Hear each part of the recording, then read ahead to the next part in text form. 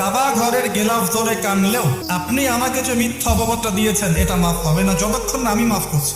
মনে করেন আপনি আমাকে মিথ্যা একটা অপবাদ দিয়েছেন এবং ধুয়ে রেখে দিয়েছেন একদম মিথ্যা অপবাদ দিয়ে, যতক্ষণ আমি আপনাকে মাফ না করছি কাবা ঘরে গিয়ে গেলাফ ধরে কান্নাকাটি করলেও এই পাপ মাফ হবে না। এই অবস্থায় মৌত হলে কি হবে?